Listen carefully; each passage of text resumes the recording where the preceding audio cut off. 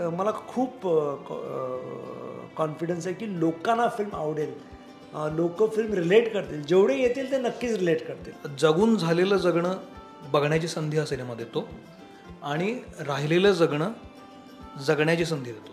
की तिकडे कुठेतरी सुरूच्या बनातच जा, डोंगरावरती करवंद खाणं, मस्ती करणं, मजा करणं, हे सगळं 90s मध्ये होतं.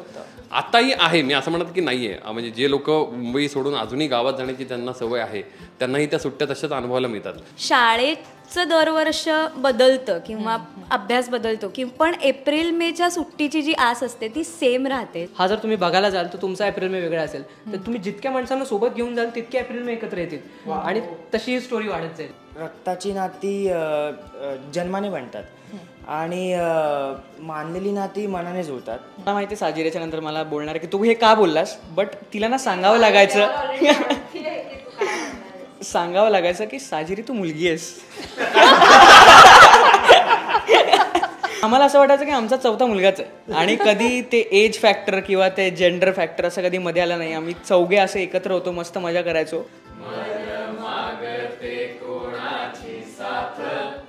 मन जाए जाए जाए विसरून वाटा.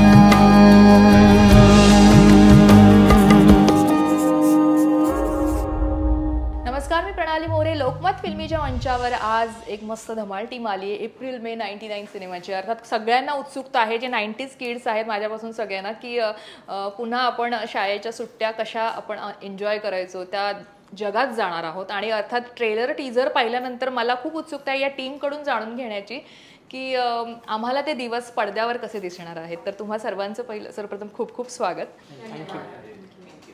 आपण राजेश सर तुमच्यापासून जाऊया. आत्ता निर्माता म्हणून आहात तुम्ही आणि त्यामुळे मला सर्वप्रथम तुम्हाला विचारायला आवडेल की व्हेंटिलेटर सारख्या तुमच्या सिनेमाची मला खूप आवडला होता तो सिनेमा. आणि आत्ताचा हा विषय आहे तोही मातीतलाच आहे आपल्या, पण त्यासाठी 90च्या काळात का जावं असं वाटलं, तो काळ का दाखवावासा वाटला आणि त्यावेळेचे सगळे दिवस लोकांना पुन्हा आठवून द्यावेसे का वाटले एप्रिल मे 99च्या माध्यमातून? सर्वप्रथम धन्यवाद की तुम्हाला अजूनही व्हेंटिलेटरची आठवण आहे तुम्हाला सगळ्यांना. आणि आपले कॅमेरामन भाऊ पण जे मागे आहेत त्यांनी मला आल्याला सांगितलं की ते वडिलांना घेऊन व्हेंटिलेटर बघायला गेले होते. तर हे सगळं ऐकलं इतक्या वर्षांनी की बरं वाटतं. आणि व्हेंटिलेटरसारखा सिनेमा ज्या मातीत झाला त्या मातीतच एप्रिल मे 99 झालेला आहे. ज्या मातीत मी जन्माला आलो त्या मातीतच दिग्दर्शक लेखक माझा भाऊ रोहन मापुसकर जन्माला आलेला आहे. त्यामुळे ती नाळ तीच आहे सिनेमाची. पण त्याची जी कथा आहे ती रोहननी लिहिलेली आहे आणि सगळं ते त्याच्या अनुभवातून आलेलं आहे. त्यामुळे मी दिग्दर्शक झाल्यानंतर पुढची पिढी त्याला हात देणं माझं कर्तव्य होतं भाऊ म्हणून मी त्याला तो हात दिला आणि म्हटलं तुला हवी असलेली स्टोरी तू सिलेक्ट कर आणि तू सिनेमा बनव आणि मी आहे तुझ्या मागे उभा. त्यामुळे जे काही तुम्ही पाहणार आहात आणि आत्तापर्यंत पाहिलं आहे सगळं ते रोहन मापुसकरकडनं आलेलं आहे आणि त्यांनी जे दाखवण्याचा प्रयत्न केला आहे ते मला इतकं आवडलं. मी म्हटलं ग्रेट, मी तुझ्या मागे उभा राहतो आणि मी फिल्म प्रोड्यूस करतो. तसा तो रोहनचा प्रवास सुरू झाला. बरं, तुम्ही आता म्हणालात रोहनविषयी, तर 90च्या काळातला ही रोहनचा तो काळ असेल, तर यामधला रोहन नेमका कोण आहे? कारण त्याच्या लेखणीतनं ते उतरलंय. हो, त्याच्या लेखणीतनं उतरलंय. बराचसा तो तिकडचा आहे, कुरळे केसवाला कृष्णा जे कॅरेक्टर आहे. हो, बराचसा तो आहे. मग थोडं इकडून आहे, पण जास्त सगळं तिकडेच आहे. पण आता अजून आम्हाला पडद्यावर कळत नाहीये ते कॅरेक्टर कसं आहे, नेमकं खट्याळ आहे कसं? हा, ते 16 मेला. पण मला रोहन विषयी तुमच्याकडनं ऐकायला आवडेल की रोहन नेमका लहानपणी त्या 90च्या काळात कसा होता? रोहन जन्मापासून माझ्याबरोबरच होता, माझ्याबरोबरच वाढला, माझ्याबरोबरच खेळायचा, माझी शेपूट बनवून सगळीकडे फिरायचा. ओके, मस्तीखोर, अत्यंत मस्तीखोर, नेहमी ओरडा खायचा. ओरडा खाल्ला की येऊन तो लपायचा माझ्या कुशीत. असाच तो लहानपणापासून होता. क्रिकेट खेळायची प्रचंड आवड, सारखा त्या उन्हामध्ये फिरत असायचा. सारखे मित्र, सायकली, जेवढे काही अभ्यास सोडून जे काही करायचं होतं ते सगळं तो करायचा. आणि मग म्हणून मला वाटलं की हे जे सगळ्या तुम्हाला छटा दिसतील याच्यामध्ये तो जगलेला आहे त्यांनी. ते सगळे मोमेंट्स सगळे त्याचे मोमेंट्स आहेत तो. आणि त्याला कुठेतरी वाटलं की हे जे मोमेंट्स आहेत तो आता जेव्हा मागे रेट्रोस्पेक्टमध्ये बघतो त्याला त्या मोमेंट्स सगळ्या आठवतात, त्याला नॉस्टॅल्जिक करतात. त्यामुळे त्याला असं वाटलं की ही गोष्ट मला सांगायची आहे. म्हणून तो त्याचा सगळा खटाळपणा, चांगुलपणा, त्यांनी आत्मसात केलेली नाती, हे जेवढं आता त्याला ह्या वयात कळतंय ते कुठेतरी त्याला आणून ते सगळ्यांच्या समोर ठेवायचं होतं. कारण त्यांना तुमच्या नात्यागोत्यांची, तुमच्या सुट्ट्यांची त्याला आठवण द्यायची होती.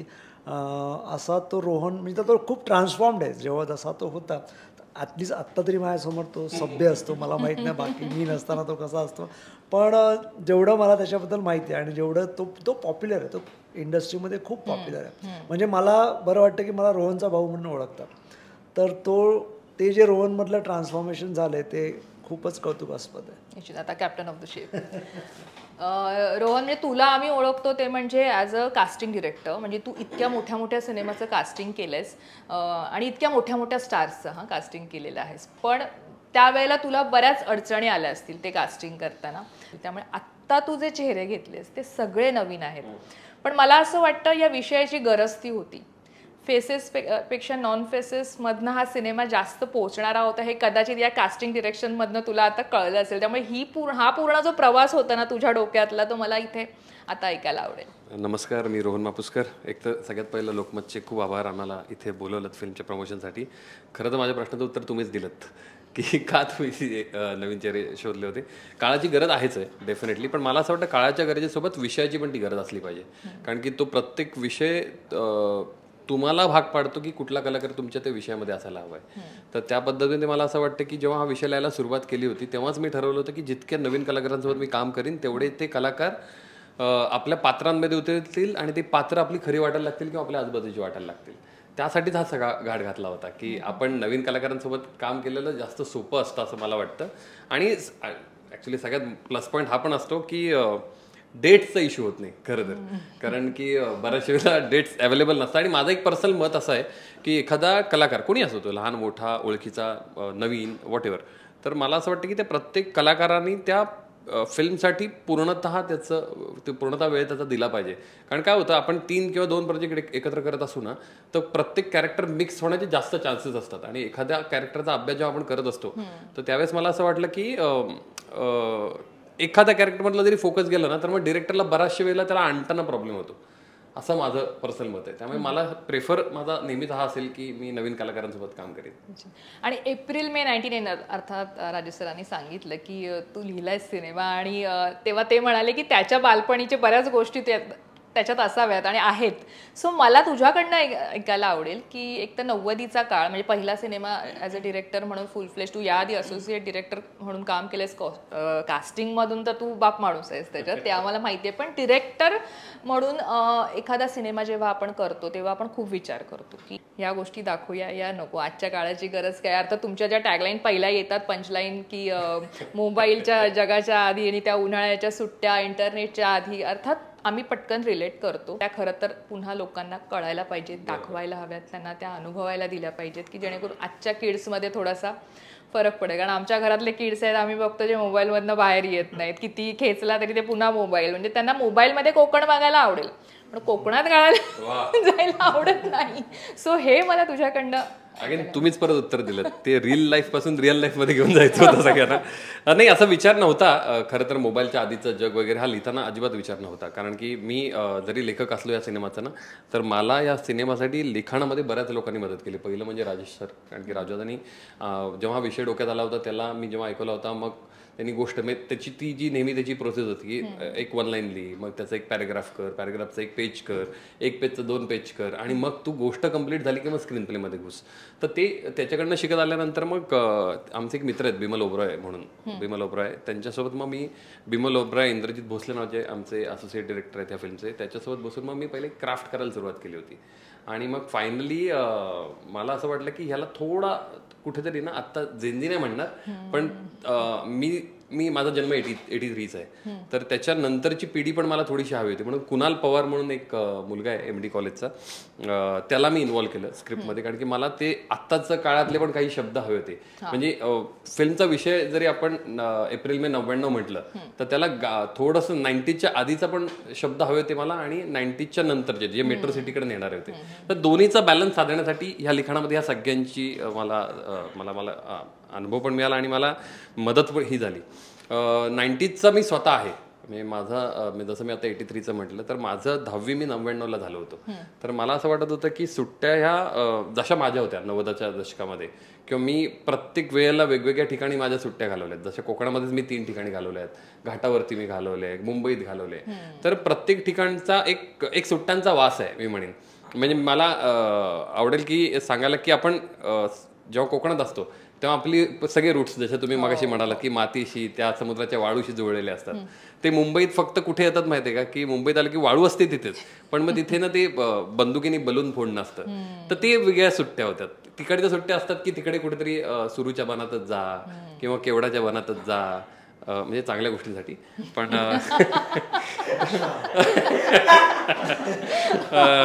तर त्या गोष्टींचा आनंद घेत, मजा घेत, मग डोंगरावरती करवंद खाणं, मस्ती करणं, मजा करणं, हे सगळं 90s मध्ये होतं. आताही आहे, मी असं म्हणत की नाहीये. म्हणजे जे लोक मुंबई सोडून अजूनही गावात जाण्याची त्यांना सवय आहे, त्यांनाही त्या सुट्ट्या तशाच अनुभवायला मिळतात. पण त्या मला लोकांच्या पुढे आणायच्या होत्या, की आत्ताच्या जरी सुट्ट्या लोकांच्या वेगळ्या असतील किंवा आत्ताची जी लोक कोकणात जात असतील, तर त्यांच्या ज्या सुट्ट्या आहेत, ज्या मी पाहिल्यात किंवा मी 90s मध्ये अनुभवल्यात, मला असं वाटलं की त्या लोकांना सांगितल्या पाहिजेत. आणि मग तिथून ते आम्हाला असं वाटलं की ते मोबाईलच्या आधीचं जग असं होतं, हे जास्त सोपं होतं. मोबाईलचं जग जरी सोपं असलं तरी ते मोबाईल पुरतच लिमिटेड झालंय.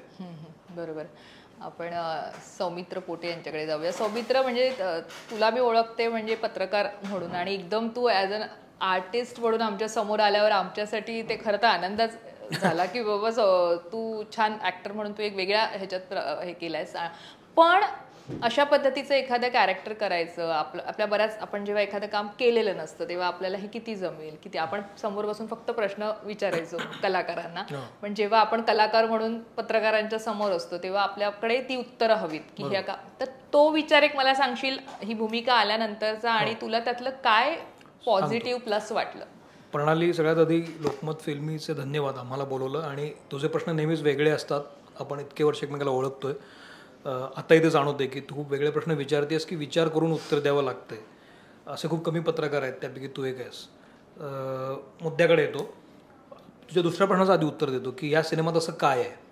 मला असं वाटतं ना की जेव्हा मी ही स्क्रिप्ट ऐकली किंवा पूर्ण जेव्हा रिडिंग झालं, माझं सिलेक्शन झाल्यानंतर, तेव्हा मला असं वाटलं की 2 प्रकारचे मुद्दे या सिनेमात येतात. एक, जगून झालेलं जगणं बघण्याची संधी हा सिनेमा देतो, आणि राहिलेलं जगणं जगण्याची संधी देतो.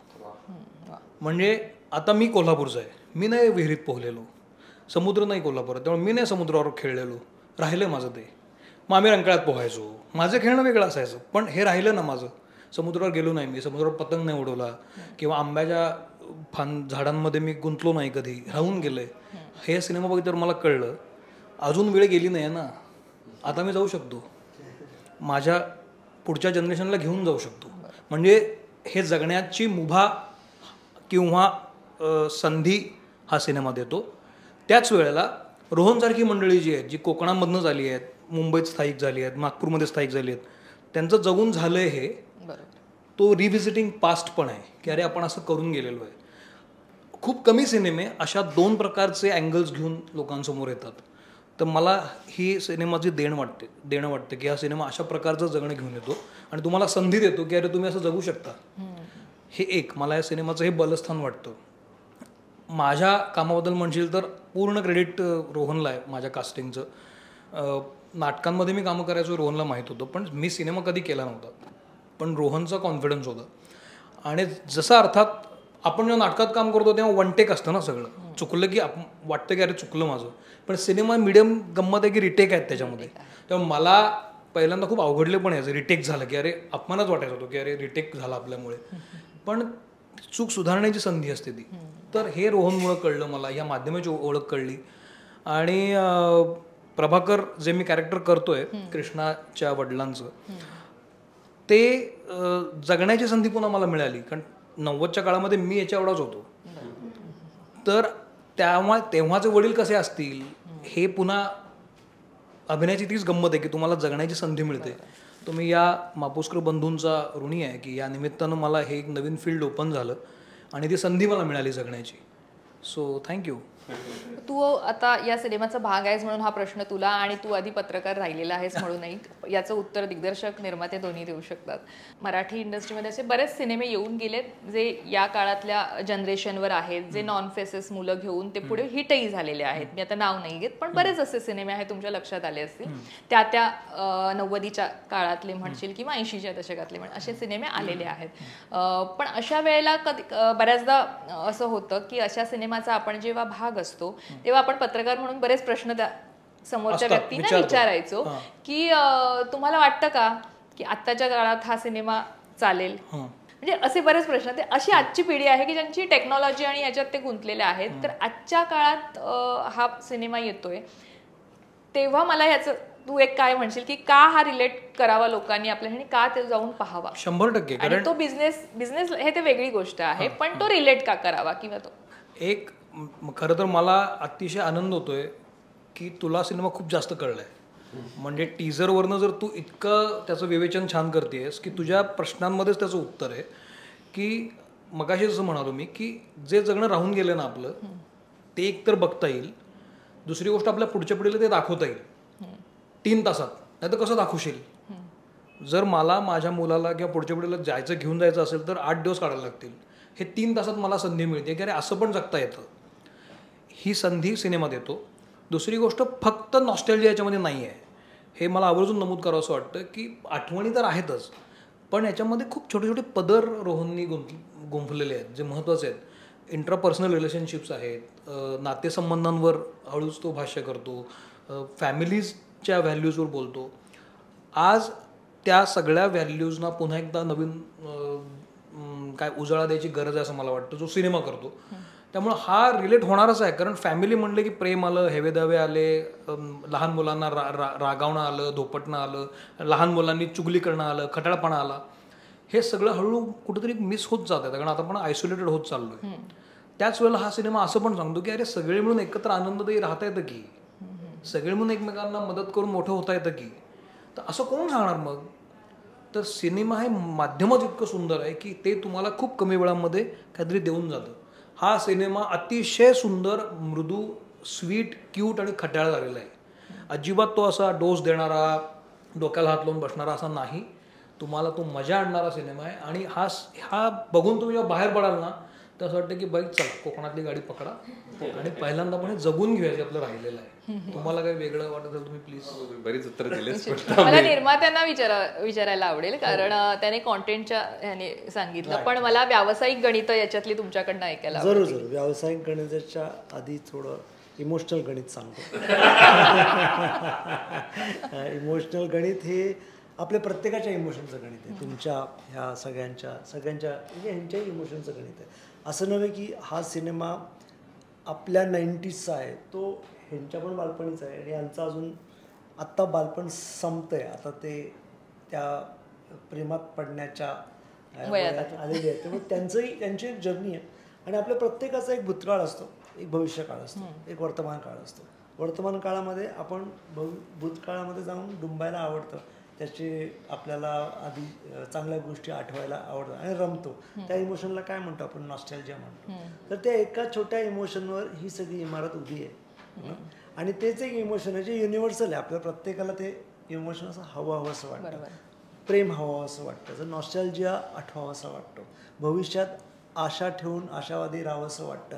ह्या सगळ्या ज्या इमोशन्स आहेत त्यातली ही जी नॉस्टॅल्जियाची इमोशन आहे ती रोहननी या चित्रपटाच्या द्वारे मांडण्याचा प्रयत्न केला, जो सगळ्यांना म्हणजे 6-7 वर्षाच्या मुलाला घ्या किंवा 10 वर्षाच्या घ्या किंवा 80 वर्षाच्या घ्या किंवा 70 वर्ष, प्रत्येकाला ती इमोशन आवडती आहे नॉस्टॅल्जियाची. त्यामुळे त्यांनी ती इमोशन पकडून त्यांनी ती बांधणी सगळी केलेली. व्यावसायिक गणित काय आहे की अशी फिल्म आपण किती कन्स्टेंट बजेटमध्ये सांगू शकतो, किती टाईट बजेट ठेवून त्याचं मेकिंग करू शकतो आणि मेकिंगच्या नंतर त्याचं मार्केटिंग लोकांपर्यंत पोहोचणं आणि ते कसं आपण लोकांपर्यंत पोहोचू शकतो, कुठल्या एक्झॅक्टली मार्केटिंगसाठी तुमचा पिच काय आहे, तुम्ही एक्झॅक्टली काय सांगताय, कशावरती तुम्ही ह्यांना अट्रॅक्ट करताय, तर ते महत्त्वाचं असतं. आणि म्हणून म्हणजे आता आपली ही जी प्रोसेस आहे, तुम्ही प्रश्न विचारता, आम्ही सगळे उत्तरं देतो, आम्ही उत्तरं देतो, त्यातनं तुमचे प्रश्न असं जे आपण देवाणघेवाण चालू आहे याच्यामार्फत आपण लोकांपर्यंत पोचवतो. आणि फॉर्च्युनेटली तुम्हाला फिल्म कळली, त्यात आम्हाला खूप समाधान आहे की ज्या आमचा इंटरव्ह्यू घेतात त्यांना फिल्म कळली आहे. ह्याच्या आधी आम्ही जिथे जिथे इंटरव्ह्यूला गेलो ते ज्याप्रमाणे प्रश्न विचारतात त्यांना आम्हाला वाटतं अरे यांना कळले आहे फिल्म, हे चांगलं आहे. त्यामुळे ते एक जे फिलिंग आहे ना ते इतकं एक्सायटिंग आहे आमच्या सगळ्यांसाठी की अरे देव गॉट द फिल्म. ओके, त्यामुळे मला नक्कीच वाटतं की कसं टाईट बजेट ठेवून, टाईट मार्केटिंग करून, करेक्ट वेनी लोकांपर्यंत पोहोचून, टेक्नॉलॉजी म्हणजे आता आपण फिल्ममध्ये विरोधाभास आहे की फिल्ममध्ये आपण म्हणतो की टेक्नॉलॉजीपासून लांब राहा, पण त्याच टेक्नॉलॉजीचा वापर करून आपण लोकांपर्यंत पोहोचतो. तर ती टेक्नॉलॉजी तुम्हाला वापरते का तुम्ही टेक्नॉलॉजीला वापरता, ह्याचा बॅलन्स ठेवण्यासाठी ह्या सगळ्याची गरज आहे. तर मला वाटतं मला खूप कॉन्फिडन्स आहे की लोकांना फिल्म आवडेल, लोक फिल्म रिलेट करतील, जेवढे येतील ते नक्कीच रिलेट करतील. आता किती येतात 16 मे ते आपल्याला निश्चित. साजिरी, आईला आम्ही ओळखतोय रुजुताला, त्यामुळे एकतर तू कट्टुकट दिसतेस, पण मला वाटतं घरातच आपल्या काय म्हणतात ना मेंटॉर असल्यावर आपल्याला आपण टेक सपोर्ट सिस्टीम असते आपली. तर आईने सिनेमा साईन करताना त्याच्या आधी किंवा काय चर्चा झाली एकंदरीत मायलेकीमध्ये की बाबा तू सिनेमा कर, किंवा कशा पद्धतीचं म्हणजे गायडन्स लाईन मला ऐकायला आवडते. मी ऍक्च्युली हा सिनेमा तिच्या आईसाठीच लिहिला होता, पण त्याच्यात एवढा वेळ गेला लिखाणामध्ये की मग हीच मोठी झाली. म्हटलं आता मस्करी केली. त्याचं उत्तर मी करतो, मी तिला देतो. मला पूर्ण फॅमिलीचं कौतुक वाटतं खरं तर. म्हणजे रुजुता काय आणि बाबा काय तिचे किंवा ती काय स्वतः, त्यांचं एक मस्त आहे की ते सगळे डिसिजन स्वतः घेतात. कारण जेव्हा हा सिनेमा मी अप्रोच केला होता त्यावेळेस काही कारणास्तव तिला ते जमत नव्हतं, म्हणून मी रुजुताला कॉल केला होता. तिने मला हे क्लिअरली सांगितलं होतं की तिलाच कॉल घे होती, कारण की मी तिच्या कॉलमध्ये येणार नाही. त्यामुळे त्याचं हे कौतुक आहे खरं तर, बाकी ती सांगेलच. फिल्मच्या वेळेस जेव्हा रोहन सरांचा आधी कॉल आला होता ते बोलणं वगैरे झालं होतं की बेसिक स्टोरी काय आहे किंवा हे, तर बेसिक स्टोरी कळल्यावरच मला ती आवडली होती खूप, कारण खूप रूटेड आणि कॉन्टेंट ड्रिव्हन फिल्म असल्यामुळे मला ती खूप आवडली होती.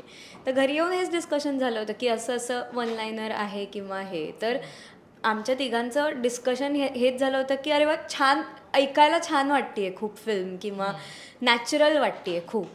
आणि त्यानंतर रोहन सर म्हणाले तसं सगळे निर्णय मीच घेतले, कारण नंतर मग लुक टेस्ट किंवा स्क्रिप्ट रिडिंग ह्या सगळ्या गोष्टीमध्ये, ह्या प्रोसेसमध्ये फार आई बाबा नव्हते.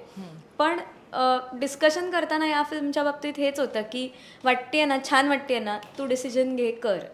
त्यामुळे आणि ऑफकोर्स रोहन सरांवरचा विश्वास पण आणि राजेश सरांवरचा, कारण की शेवटी आपण कोणाबरोबर कसं काम करतो हे पण खूप महत्त्वाचं आहे, म्हणजे पेरेंट्सच्या दृष्टीने.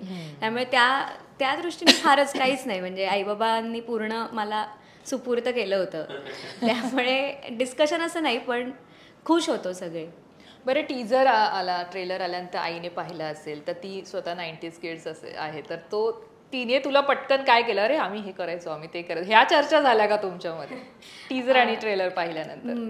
विशेषतः मला असं वाटतं ती सायकलबद्दल खूप बोलली, कारण ती पुण्याची आहे, तिचं शिक्षण पुण्यात झालं आहे. त्यामुळे ती सायकलवरनं ती मला खूप बोलली होती की अरे सतत सायकलवर फिरायचो आम्ही किंवा ह्या सगळ्या गोष्टी. तर ते खूप तिलाच असं नाही, मला असं वाटतं मला पण खूप छान वाटलं ते सगळं जगून त्या 1-1.5 महिन्यात, कारण आम्ही मे महिन्यातच एप्रिल मे महिन्यात शूट केलं, त्यामुळे मजा आली.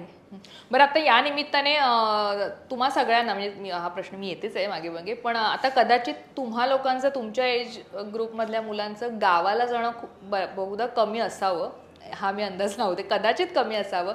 सिनेमा केल्यानंतर कुठे वाटतंय का आपण अरे यांचे दिवस आपल्या आईवडिलांचे मस्त होते, 90s किड्स होते, मस्त फिरायचे, आता तुम्हा सगळ्यांना वाटतंय आपण गावी जावं आणि गावात धमाल करावी, अशा पद्धतीची धमाल करावी? कारण आपण जे जगतोय हे खरं तर एका यंत्रासारखं जगतोय, आपण खरं मातीत जाऊन जगलं पाहिजे, हे आता तुम्हाला वाटतंय का? हे तुम्ही प्रत्येकाने उत्तर द्या. आम्ही चौघांनीही मागच्या वर्षी आमच्या एप्रिल मेच्या सुट्ट्या जगल्या तिकडे शूट करताना, कारण आम्ही जे काही शूट केलं ते सगळं आम्ही स्वतः केलं आणि रिअल लाईफ लोकेशन्स होते. आणि ते शूट झाल्यानंतर मला असं जाणवलं की म्हणजे आता जसं तू म्हणालीस की कमी झालं आहे खूप ॲक्च्युअल मातीतलं जगणं, तर ते मला खूप जाणवलं की आम्ही चौघांपैकी कोणी फार असं फोनच बघतंय किंवा फोनवरच रमलं असं नाही व्हायचं. आम्ही सगळे एकत्र होतो, सगळेच आम्ही चौघं असं नाही, ते आम्ही एकत्र वेळ घालवायचो. आणि येस असं वाटतं की दर 2-3 महिन्यात जाऊन यावं कुठेतरी गावी. बोललीस का आई गावाला जाऊन येऊया? हो, आम्ही जाऊनही आलो नंतर परत, पण छान वाटलं कारण ते खूप ऑब्झर्व झालं की आपण म्हणजे आम्ही शाळेत असताना शाळेचं दरवर्ष बदलतं किंवा अभ्यास बदलतो की पण एप्रिल मेच्या सुट्टीची जी आस असते ती सेम राहते शाळेभर.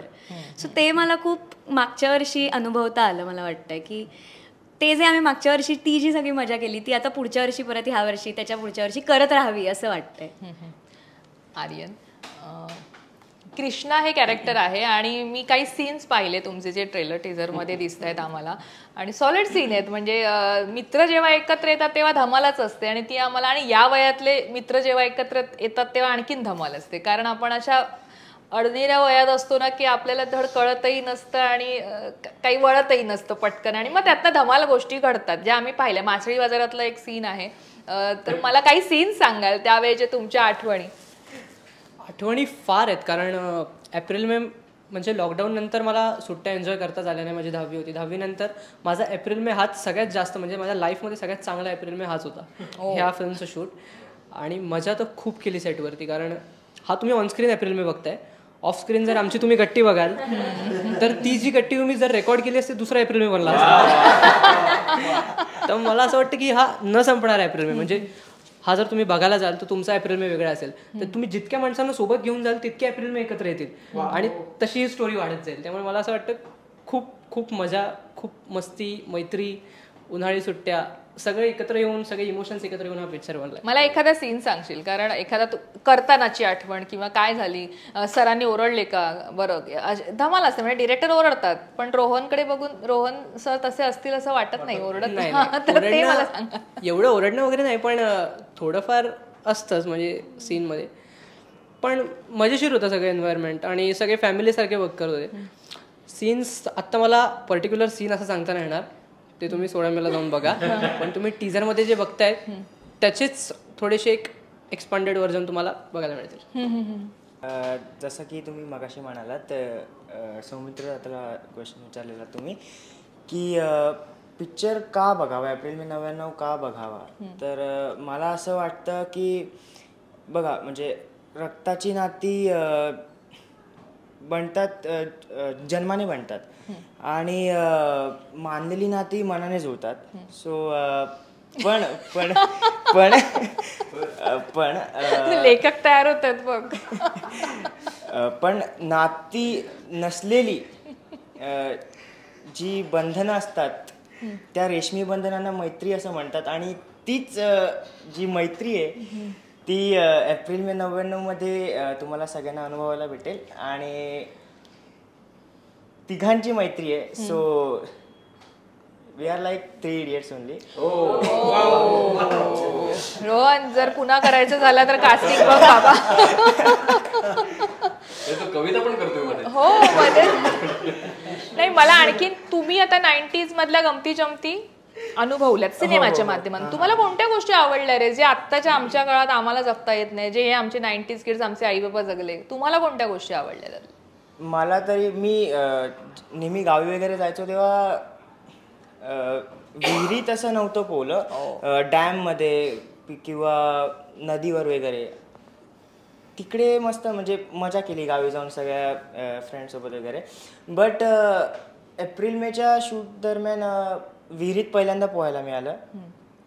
सायकलिंग भरपूर दिवसांनी करायला मिळाली आणि खूप करायला मिळाली आणि भरपूर मजा केली. बरं, एप्रिल मे मध्ये कोकणात आंबे खूप येतात. हा, त्यामुळे खरे म्हणजे काय म्हणतात आपण, नुसतं चित्रपटासाठी नाही, चित्रीकरणासाठी खरे आंबे खाल्लात की नाही तिथे झाडावरचे? मग तिथे कलमी, रायवळी असं पूर्ण फडशा पाडला की नाही तिथे? फणस असतो कोकणात. नाही, नव्हता खाल्ला काय, नाही म्हणजे आंबे वगैरे नव्हते खाल्ले. नाही खाल्लं. बट नेहमी माझ्या गावी जातो तेव्हा दाबून खातो आंबे, फणस, काजू सगळं. शूटिंग करताना दिले नाहीत तुम्हा लोकांना खायला?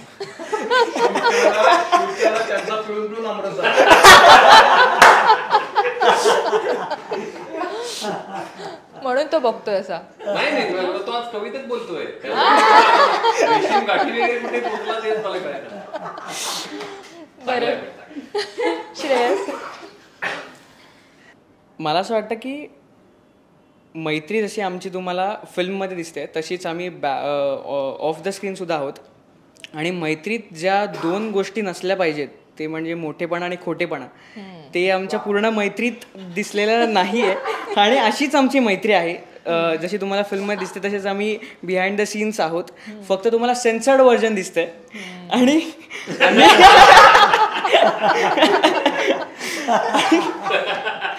आणि BTSला जरा अनसेन्सर्ड व्हर्जन आहे आमचं. सो अशा सगळ्या एक एन्व्हायरमेंट खूप छान होतं, फ्रेंडली एन्व्हायरमेंट होतं रोहन सरांनी जे तयार केलेलं. सो एकंदरीत खूप मजा आली.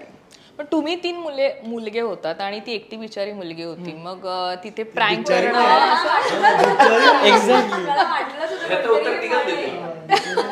कोण ते बिचारे?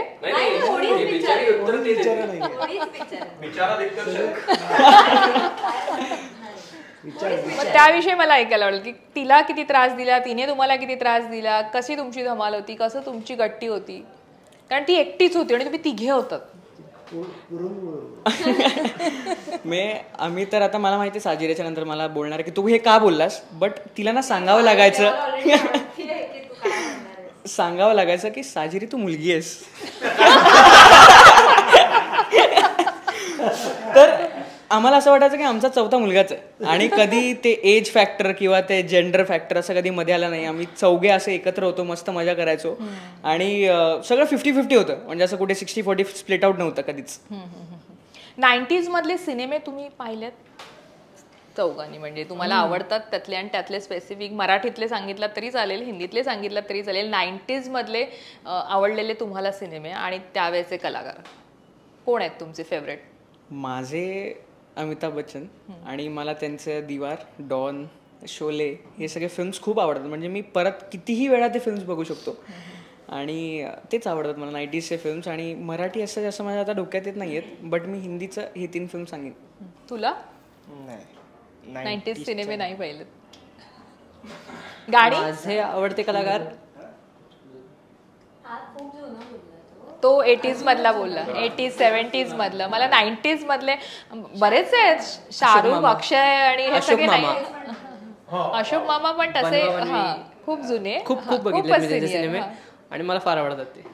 पण माहिती आहे, म्हणजे तुम्हाला त्याच्या आधीच माहिती आहे, म्हणजे बरंच ज्ञान आहे. तरी तो आपण नाही, निश्चित. पण मला रोहन, जसं आत्ता ते म्हणाले की मध्ये सौमित्र म्हणाला की डिरेक्टर बिचारा होता, म्हणजे या एज ग्रुपला सांभाळायचं, यांच्याबरोबर काम करायचं तर किती, म्हणजे अगदी लहान मुलांसोबत खूपच कठीण असतं दिग्दर्शकाला पूर्ण सगळं काढून. आता ही मुलं अशी व्यवस्थित मोठी आहेत की ज्यांच्याकडनं तुला काढून घेणं सोपं झालं असेल. तू उत्तर दे, पण तुला विचारा का म्हणाला मी नंतर सांगतो. तर मला सांगशील? नाही, ऍक्च्युली मला आवडतात. मी माझे बरेचसे पिक्चर हे कास्टिंगचे बघितले तरी ते लहान मुलांचे जास्त आहेत. म्हणजे त्यातला एक फरारी आहे आपला सिनेमा, फरारी की सवारी, राजेश सरांनी डिरेक्ट केला होता. त्याच्यामध्ये पण तो लहान मुलगा आहे, त्यामुळे हँडल कसं करायचं हे राजेश सरांकडून मी शिकलोच होतो. कारण की त्याचं नेहमी म्हणणं असायचं की शक्यतो लहान मुलं असतील तर सगळ्यांना त्यांच्या पुढे जाऊन देऊ नका, कारण की प्रत्येकाचा एक पॉईंट ऑफ व्ह्यू असतो, मग त्यातला कुठला तो पिक करेल माहिती नसतो ना. तर त्यांनी मला सांगितलं होतं की शक्यतो एक तर तू तरी त्याला हँडल कर, किंवा जास्त सेटवरती मीच त्याला हे गाईड करीन किंवा काही इन्स्ट्रक्शन असतील तर द्यावे. तर सेम गोष्ट मी ह्यांच्या तिघांसोबत केली, फक्त एवढेच की थोडे मोठे होते आणि ते खरंच खूप हुशार ऍक्टर आहेत, त्यामुळे त्यांना त्यांच्या मागे जास्त मेहनत गेलेली नाही माझी करायला, खरं सांगतो. कारण की प्रत्येक गोष्ट मला सरप्राईज त्याचं वाटलं जेव्हा मी स्क्रिप्ट लिहिली आणि मी त्यांच्यासोबत डिस्कशन केले कॅरेक्टर्स, तर त्यांनी कॅरेक्टर्स त्यांना कळायला लागले होते. मला सरप्राईज त्याचं वाटलं की श्रेयसने मला सांगितलं होतं की ज्या कॅरेक्टर्सवरनं आपण हे कॅरेक्टर, म्हणजे जे काही कलाकार आपण बघणार आहोत आता पुढे या फिल्ममध्ये, तर त्याचे जे कॅरेक्टर स्केच तुम्ही केलेत तर ते माझ्या मित्रांवरनं मी केले होते. तर त्यांनी मला मस्त सांगितलं, मग आम्ही प्रसादशी बोलू शकतो का, म्हणजे माझा जो मित्र आहे ज्याचं हे कॅरेक्टर बनलं सेम सिद्धेशचं, ह्यांनी एक ग्रुप कॉल केला होता माझ्या मित्रांसोबत. मग त्यांच्याशी पण गप्पा मारत होते, त्यांचे विचार ते घेत होते. त्यामुळे ते हुशार आहेत, त्यामुळे नो डाऊट अबाउट इट. हो ना. बरं, सिनेमाचं शूटिंग नेमकं कुठे कुठे झालेलं आहे? कारण समुद्र मी जर पाहते सिनेमात, तर आता कोकणातही बऱ्यापैकी गर्दी असते, समुद्र किनारे बऱ्यापैकी भरलेले असतात. लोक कुठल्याही सीझनला कोकणात जातात. खास आपलं कोकण आता पोहोचलंय, म्हणजे पल्याड पण गेलेलं आहे, साता समुद्र पल्याड. पण मला इथे विचारायचं आहे की सिनेमात शूट करताना समुद्र खूप सुंदर दिसतोय, मी म्हणेन की, आणि घरं जी तुम्ही घेतली आहेत ती खूप रिअल वाटत आहेत. म्हणजे कोकणामध्ये असं जांभ्याच्या दगडाची घरं असतात किंवा वरतून कौलारू असेल तर ती कौलं तुटलेली असतात, तिथनं एक प्रकाश, ते सगळं छोट्या छोट्या गोष्टी तुम्ही दाखवलेल्या आहेत. सो मला त्याविषयी तुझ्याकडनं जाणून घ्यायला आवडेल. फिल्म बघितली का? नाही नाही, मी कोकणातली आहे आणि मी रिलेट केलं त्यातले टीजर आणि ट्रेलर बघून. मला माझं गावचं घर आठवलं. नाही, ही अख्खी म्हणजे 99% म्हणेन मी, 99% फिल्म मी आमच्या दोघांच्या गावीच केले, श्रीवर्धनला, रायगड. आणि श्रीवर्धन मधल्या पण काही ठराविक पोर्शन मध्ये केले. मेन श्रीवर्धन, आजूबाजूचे गावं जसं हरिहरेश्वर वगैरे, हरिहरेश्वर आहे, आदगाव आहे, एक एरिया. तर या सगळ्या ठिकाणी अशी फिरत फिरत फिरत, कारण श्रीवर्धन मध्ये मासे पण छान मिळतात. हो, ते वेगळं. त्यामुळे हा सगळा पट्टा मी लहानपणी अनुभवलाय. त्यामुळे तिथल्या छोट्या छोट्या बारीक बारीक गोष्टी, जागा, ह्या सगळ्या माहिती असल्या कारणाने 99% फिल्म ही श्रीवर्धन मध्ये शूट झाले. एक फिल्म मधला एक पोर्शन आहे जो आम्ही नेवती बंदरला शूट केलाय, एकच पोर्शन. ते पण अगदी आम्हाला गाणं हवं होतं म्हणून आम्ही तिथे गेलो होतो. तर हा अख्खा प्रवास जो आहे हा श्रीवर्धन मधलाच प्रवास आहे. त्यामुळे ती जी घरं किंवा त्या जागा किंवा ते जसं तुम्ही म्हणालात की छोटे छोटे कौलातनं जो एक सीन पाहिलाय की कौल असं थोडं तुटलेलं आहे, काच असते मध्येच कोकणात एका घरामध्ये, म्हणजे तिथे प्रकाश यायला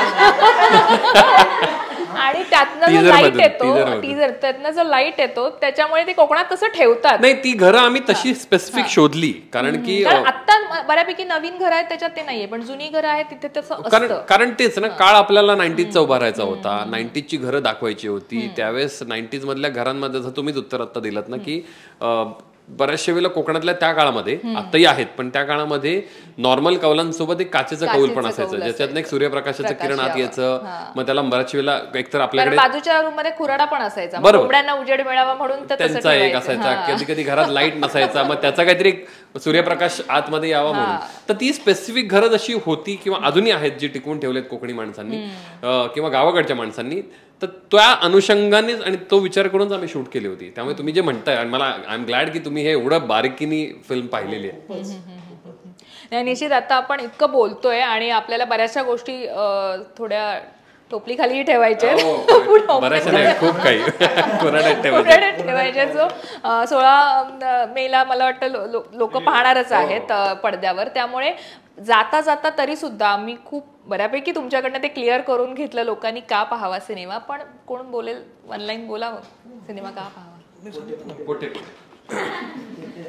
नाही, मगाशी मी जसं सांगितलं की सर्व वयोगटातल्या लोकांनी बघण्यासारखी फिल्म झाली आहे, सर्व वयोगटातल्या लोकांनी जगण्यासारखी फिल्म झाली आहे. आणि सगळ्यात महत्त्वाची गोष्ट, आजच्या काळामध्ये आज आपण जेव्हा शहरात जगत असतो ना, तेव्हा प्रणाली मॅन टू मॅन कनेक्ट कुठेतरी मिस होत चाललाय, खूप आयसोलेटेड होत चाललो आहे आपण. तर असं नसतं. आजी बाबांना दटावू शकते, बाबांच्या वयाच्या माणसांना, आजीच्या वयाची माणसं, बाबा मुलांना दटावू शकतात. लगेच मुलांनी लगेच काही टोकाचं बोल उचलायची गरज नसते. मुलांमध्ये भांडणं होऊ शकतात, पण ती मिटवली पण जाऊ शकतात. मुलांना मोबाईलच असला पाहिजे असं नाही, इतरही काही गोष्टी असतात ज्याच्यामध्ये आनंद मिळू शकतो. या शक्यता सिनेमा उलगडून दाखवतो. आणि आपण मिस करतो. म्हणजे मी जेव्हा हा सिनेमा पडद्यावर बघितला तेव्हा माझ्या असं लक्षात आलं की माझं खूप जगणं राहिले जगायचं, की ते मला आता जगायला पाहिजे, नाही तर मग कधी जगणार. तर हे जो साक्षात्कार आहे ना सिनेमा बघितल्यावर, की हे राहिलं आपलं करायचं.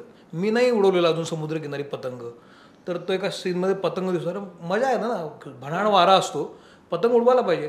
तर या ज्या छोट्या छोट्या गोष्टी आहेत ना, की राहिले काहीतरी आणि ते सापडू शकतं, बरोबर, तर हे किती छान आहे. आणि ही व्हॅल्यू आहे, याला किंमत नाही आहे, प्राईस नाही आहे, याला व्हॅल्यू आहे. सो प्रत्येक वेळेला पैसे मिळाले की दुबईतच जायला पाहिजे असं नाही आहे. तुम्ही इथं पण जाऊ शकता, इथं जास्त मजा असू शकते. प्रत्येक वेळेला 5 स्टार हॉटेलच असायला पाहिजे असं नाही आहे, छान कौलारू घर पण असू शकतं ज्यात मजा येऊ शकते. हे जे शक्यता आहेत ना, शक्यता हा सिनेमा दाखवतो. म्हणून हा सिनेमा व्हॅल्यू ॲड करतो जगण्यामध्ये. मला ते महत्त्वाचं वाटतं. मला असं वाटतं की म्हणजे हे खूप उत्तम उदाहरण दिले खरं तर. पण मगाशी सौमित्रांनी जसं सांगितलं की मी कधी समुद्रावरती गेलेलो नाही, मी कधी विहिरीत डुंबलो नाहीये, तर मला असं वाटतं आपला सिनेमा त्याच गोष्टी जगाला शिकवेल. सोबत मला असं वाटतं की ज्याला गाव नाहीये त्याला गाव मिळेल, ज्याला आजी नाहीये त्याला आजी मिळेल, ज्याला काका नाहीयेत त्याला काका मिळतील, किंवा ज्याला घरात आपले इथे एक म्हणा आपण आपल्याकडे ती व्यक्ती काम करत असते, तिला आपण काही म्हणू, छायाताई म्हणू, आपण तिला मंगलताई म्हणू, पण ती काम करणारी ताई पण आपल्याला मिळेल. त्यामुळे प्रत्येक गोष्ट तुम्हाला ह्या सिनेमामध्ये बघायला मिळेल असं माझं मत आहे. तुम्ही दोघं खूप छान तर निश्चित तुम्ही इथे आलात आणि इतकं भरभरून सिनेमाविषयी बोललात. पण मला वाटतं एक गाणंही आहे तुमच्या सिनेमात छान, जे आम्हाला ऐकायला आवडेल तुमच्याकडनं, आणि मग आपण एंड करू. सगळेच गाऊया. मन हे भुलते वाऱ्यात उडते, फिरते कुठे सांगना, मन उगाच हसे गालात, मन मागते कोणाची साथ, मन जाई जाई जाई हरवून वाट, मन जाई जाई जाई विसरून वाट, कधी जागते उगाच रात, कधी बोलते हे आरशात, मन जाई जाई जाई विसरून वाट, मन जाई जाई जाई हरवून वाट. वा. तर आपण सगळेही 16 मेला वाट हरवून थिएटरची वाट पकडूया आणि थिएटरमध्ये 16 मेला जाऊन त्याच्या पुढेही हा सिनेमा सिनेमागृहात असणार आहे. तर एप्रिल मे 99 नक्की बघा, कारण आपण सगळेच या गोष्टीने रिलेट करू आणि इंटरनेटच्या दुनियेत हरवलेल्या आपल्या मुलांना हा सिनेमा नक्की दाखवा. त्यामुळे तुम्हाला सिनेमागृहात जावंच लागेल. तर तुम्हा सगळ्यांचं इथे आल्याबद्दल आणि छान बोलल्याबद्दल धन्यवाद. थँक्यू.